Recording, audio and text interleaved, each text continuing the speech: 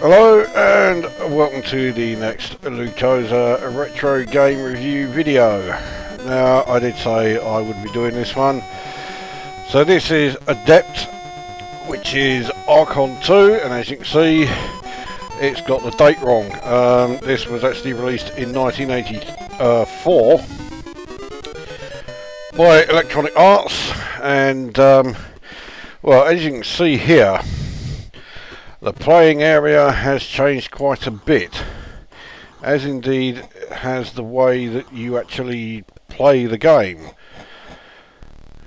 So we'll just wait for it to get all of the various creatures inside these castles, and then we can select the game type.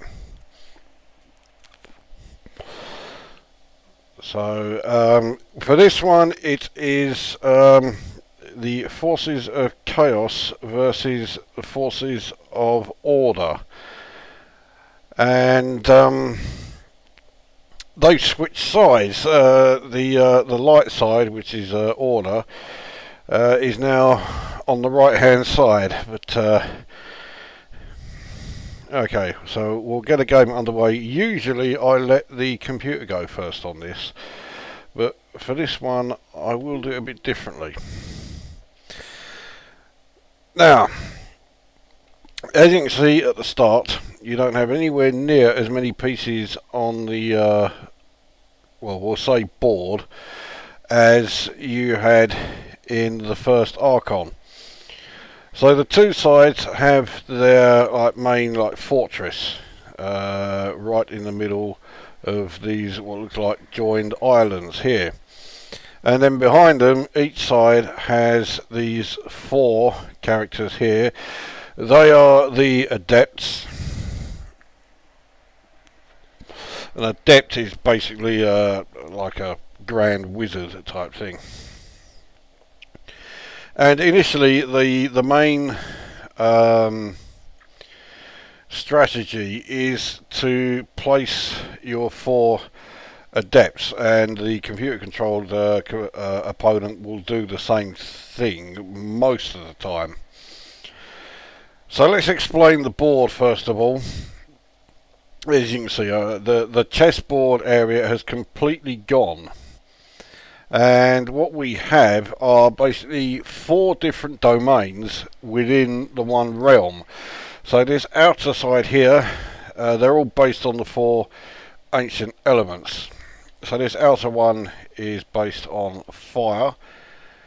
The next one in is air, and then water, and then finally earth.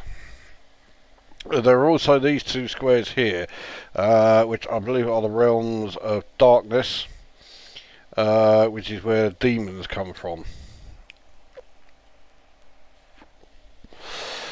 Now you can also see the protective or the magical squares that were in the original game are also still here, and they're in the four corners. But these two, which are within the realms of darkness here, are the only ones that don't move. The four in the corners here all move, and they will move to the corners of each realm. So because of that, the first thing you really want to do is get the corners of each realm protected. And of course the best way to do that is to move your adept to that corner.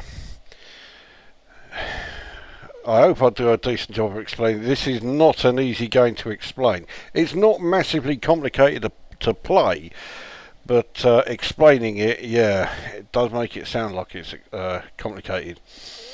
So you can see that each of your adepts are in each of the four realms. Obviously it applies to the other side as well. I keep calling them realms, they're domains. The realm is the entire playing area. Now these adepts cannot leave their particular domain. So this guy here in the fire, he has to stay in the fire realm. This one has to stay in the air realm domain, and so on. So we'll start by moving him up into the corner here. And we'll wait for, yeah, okay, so the Chaos has had their turn, and he's done more or less the same thing, but he's put it in an opposite corner. So you can see now the protective magical areas have now moved into the next domain. They move at the end when you've each had like one turn. So we'll move this one to protect this corner. And he does the same. And then we'll do the same with water. I suspect he'll do... No, he hasn't. He's summoned. Now, that's coming a little bit earlier than I thought it would be, but well, I'll get to that once I've finished placing my adepts. So obviously, like the fourth one on Earth, I'll put in that corner there. But he has been somewhat devious insofar as he's already started summoning and not moving his adepts. Okay. Well, now I can start to summon because I've got my adepts all in places that I want them to be. So again, the protective area is now in the fire. Although they're not as protected as they were in the original Archon. If an adept decides he wants to try and take another adept, doesn't matter where they are, if they're in the corner and it has a magic square, it will still go there. That's the only time though that happens. Now we want to start to build up an army, so we summon, and these are our choices then. So we have the giant, and in brackets it will say what particular domain that these ones are from. You don't have to place them in that particular domain, but this is where they are. So if the giant is placed in Earth, it will get strength bonuses, I think, to both defense and attack. Then the Kraken, which would get its bonuses in the water, Thunderbird in the air, and the Salamander in the fire.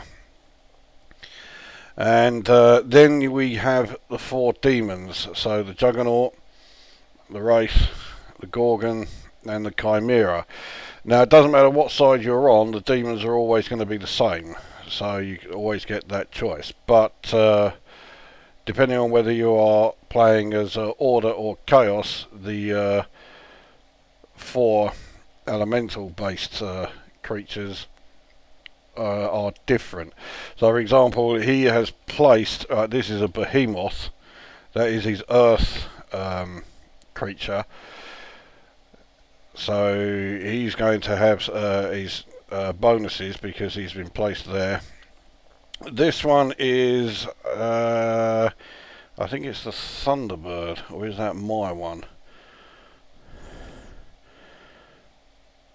Okay, I have the Thunderbird, so that one is, I think it's like a Phoenix. But I think it still is air-based. Oh no, it isn't. The air-based one for Chaos is the Ifrit. So that could be his fire one then, so he has put the Phoenix there. Anyway, because I've selected this fire, or this adept who is in the fire realm, I can only place the summoned creature in the fire domain. I keep getting them fucking mixed up. So I will take a demon. If you look on the left hand side, you'll see the yellow bar. That is your basically like the amount of magic power you have, and depending on how strong the creatures are that you are summoning, that's how much magic power it's going to use. So the white bar, it will show you how much magic power you have left after you're summoned. So anyway, let's get a summoning underway. So I want to, I'll take the Chimera and have him protecting that corner. My fag's gone out.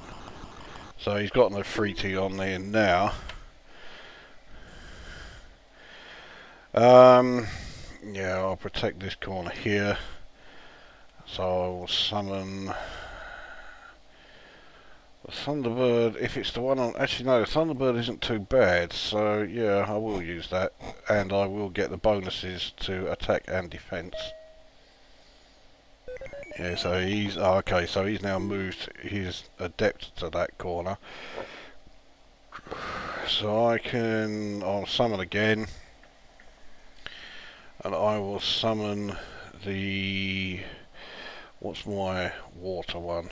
The Kraken, which is very slow moving, so I don't really like it. The demon ones don't lose a great deal of attack or defense when they're placed in any of these realms, domains. But the domain of darkness is where they are at their strongest, then they will get attack and defense bonuses. But, of course, the darkness domain is not one that any of your adepts are on, so you can't move a creature directly into it. That's something you need to keep in mind. Right, I will summon then, fuck it, I'll summon another Chimera. It's going to use up a lot of my mana. There we go. Right, now I suspect he's going to protect another corner. Yeah. And so am I.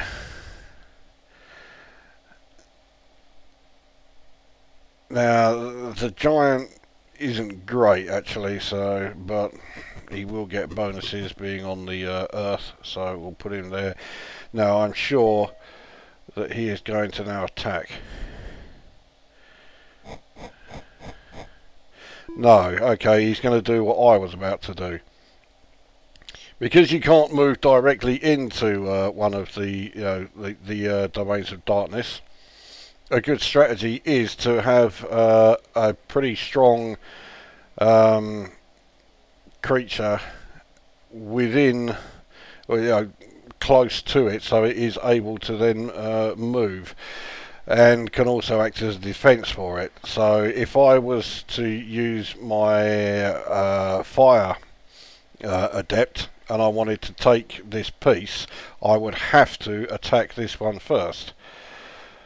So instead what I'll do is I will actually use my air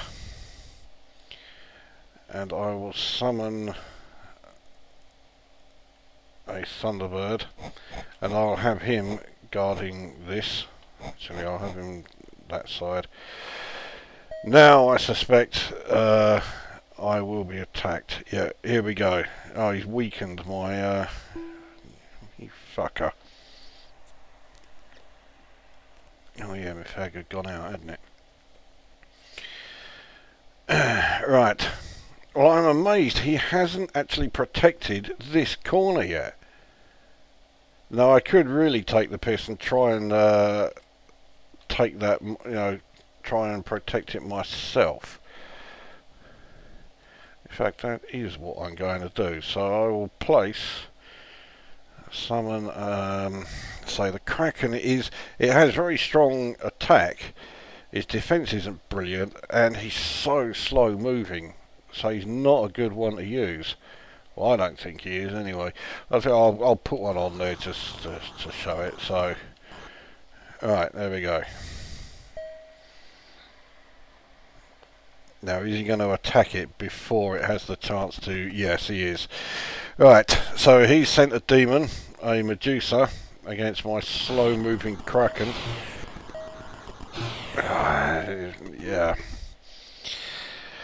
As you can see, I am every bit as shit at combat in this as I was in the original,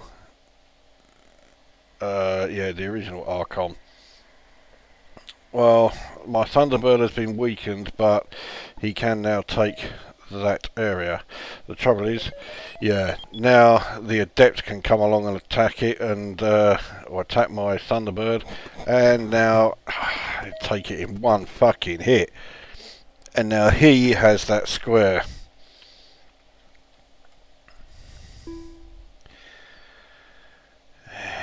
Right, I'm a bit fucked here already.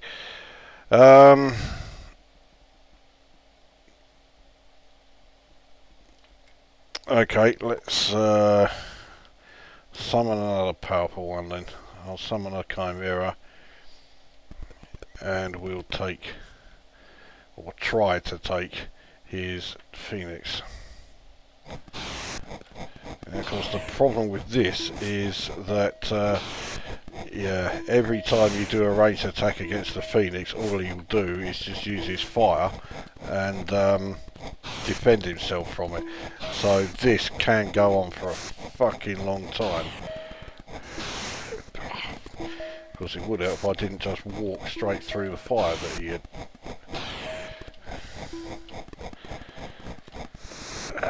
Yeah, like that.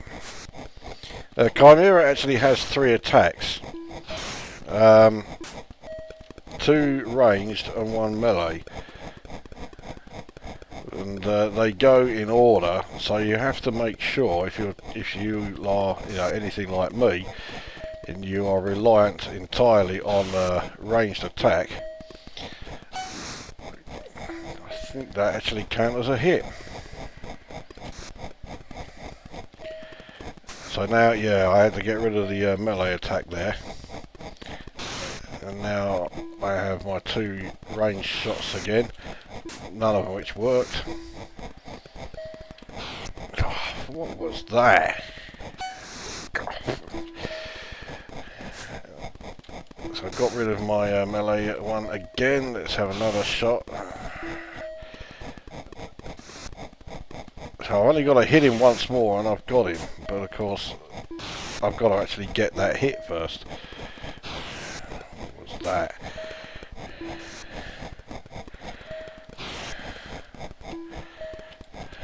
Oh, fucking hell, okay.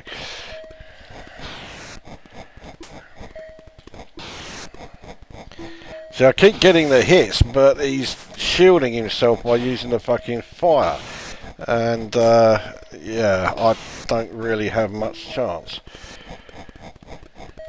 I've only got to hit him once more, I think, and that's it. But, of course, I've got to do so when he's not using that fire like that. Which means I've basically got to try and hit him twice very quickly. Like one, and it's already taken too long. Oh, and then he fucking gets us anyway, you cunt! Right, so that's another one I've lost. What's he doing now? So he's going to summon a Juggernaut to try and take this Chimera here. Juggernaut is a pain in the arse. Its attack is actually, because it's like a sort of motorised tank. I say that as if there's any other kind of tank, but yeah, he will speed up and attack you, and you've got to really sort of like basically get the fuck away from him, because otherwise he'll basically run you over. It's like, oh, you can't, and there you go. Didn't even get one fucking hit on him. So fucking hopeless at the combat in this game. Now the other thing that you need to be aware of when you're placing your pieces, I'll demonstrate it with this Thunderbird, is I'm pushing up and he can't go up.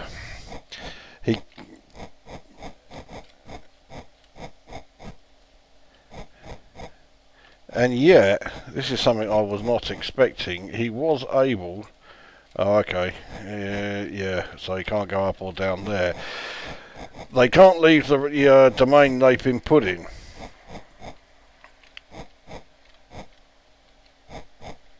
So yeah, I can't put him into the domain of darkness there. I can't move him up into the domain of water. Obviously I can't move him onto earth.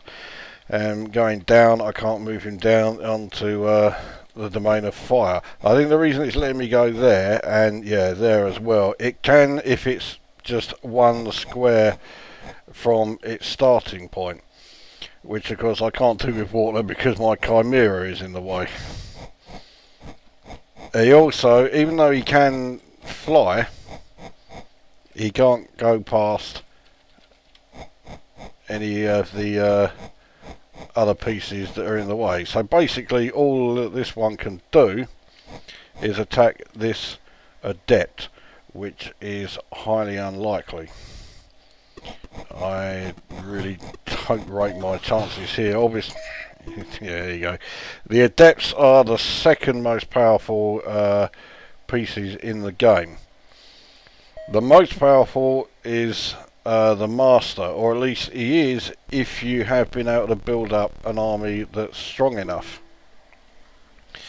Because the actual object of the game is to defeat the Master, who is residing within, within there, within the fortresses.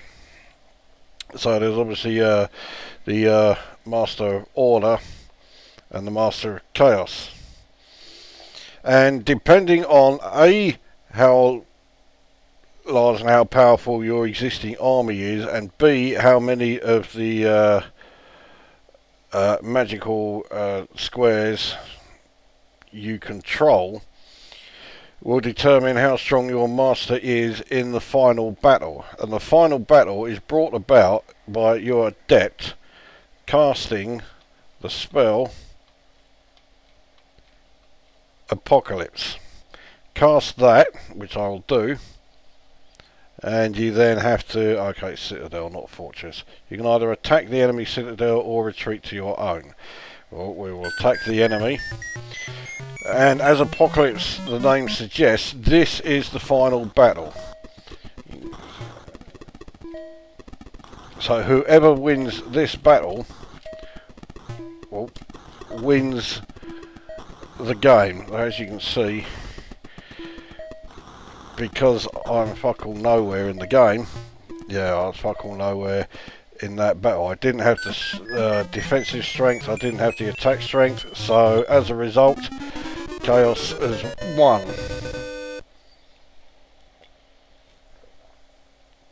Now that is an attempt at trying to explain how I'm playing the game. I doubt I did a decent job of it, but well, trying to explain this one, yeah, it is easier said than done. And yet, like I say, the game is not, you know, massively difficult and massively complicated to play, but explaining it, yeah, that can be. So if I speed this up, we'll start another game and we'll get the review underway. This time we'll have the computer playing first, and the computer can play as order. So I'm now playing as the left hand side, the blue pieces as chaos. Right, let's get the game underway and let's start with a review. So graphically, I mean, the graphics are just the same as they were in the original Archon. They do the job, but let's face it, they are not going to win any prizes for being fantastic. They're really not that great. But again, like the original Archon, it doesn't matter. You know, it's about how well the strategy element is done and how well the gameplay is. You know, how well the gameplay is implemented.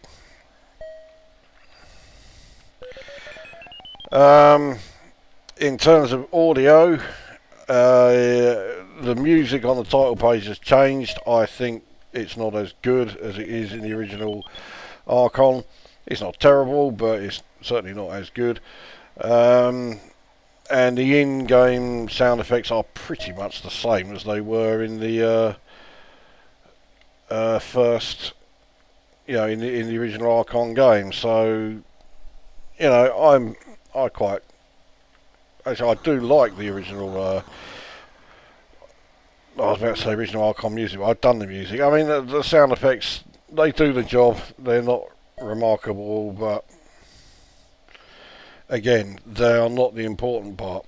And whoever it was who wrote this game, because I've completely forgotten their name, they realised that is what matters. And then we come to the gameplay. It's not as good as the first Archon. There's no getting away from that. The first Archon game is much better. Well, I say much better. It's not like, you know, this is a, you know, horrendously pale imitation of the original Archon. This is still a decent game. It's just that the original Archon is a lot better. If you are an expert at Archon, which, as my video demonstrated, I most certainly am not, you would still find this game something of a challenge, because this is not a gimme. This is a totally different sort of gameplay to the original Archon. As right, we've got the first combat. My Ifrit up against the. Now the trouble is, much like when I was going up against the Phoenix, once he's engaged his sort of like charge, my shots won't register, so I've got to fire once he has done his charge, like so. But you saw how little fucking damage I did to him.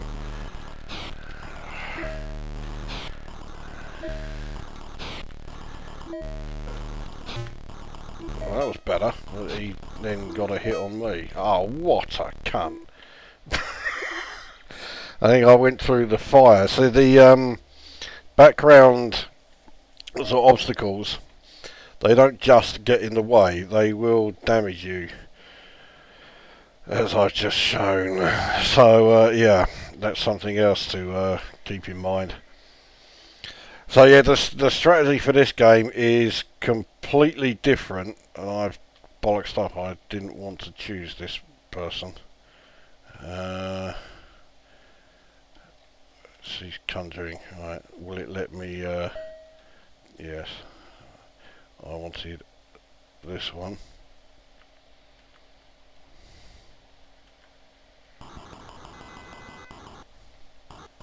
Yeah, to protect there. For what it's worth, I mean, me protecting any of the other squares. So he's healed him. So I forgot all about that. I should have taken advantage and gone after him, but never mind. Right, so I now have one within darkness, and I think he's going to try and take it. Oh no.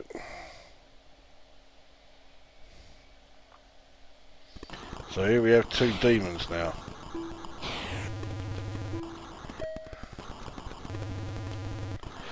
So this one, as you've just seen, it gets healed every time one of his hits lands.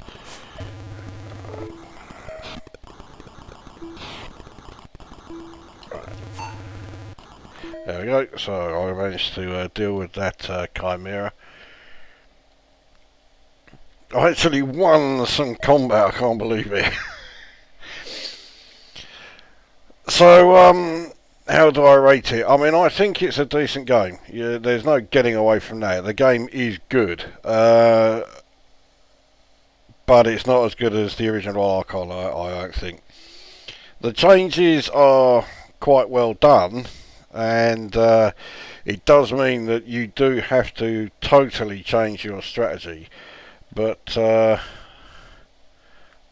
going to have another go actually with one of these and try and get his yeah, that cunt. Yeah, so you've got to completely change your strategy while playing, but yeah,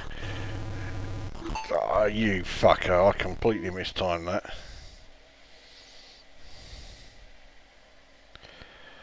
So yeah, just because you know you're a great player at the original Archon does not mean by any stretch of the imagination that you are going to be a great player at Adept. As my two videos have now shown, I'm actually shit at both, so you know I've got nothing to worry about. I'm going to have another go at trying to take out that cunt this time, not fuck it up. So we'll take another race. Go up against his Juggernaut. That's it. I knew I'd remember what creature that was eventually. Oh, fucking yeah, what a great start. Yeah. Sake. The AI is just as fucking brutal in this as he is in the original Archon. I mean, if you play this game or you're playing this game for the first time, yeah, be prepared for months of losing every single fucking go you have. The only other thing to point out is that where I showed you can cast the Apocalypse spell, which will you know, bring about the final battle. If you somehow manage to destroy all of your opponent's adepts, the masters then intervene and they will bring about the apocalypse battle straight away. I think that also happens if you run out of magical energy, you know, the magical resources to cast any spells. I'm not 100% sure on that last one.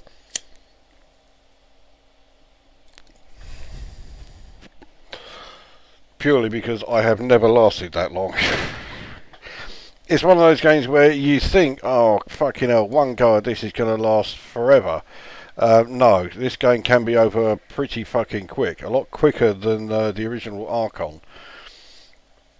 So I would rate this, so it's certainly not as good as Archon. I don't think it quite deserves an 8 out of 10, so I will rate this 7.5 out of 10.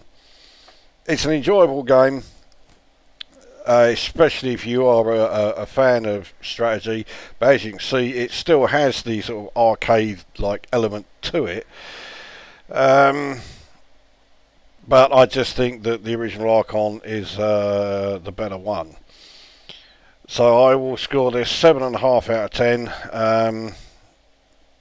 Yeah, I think that's a fair score for it.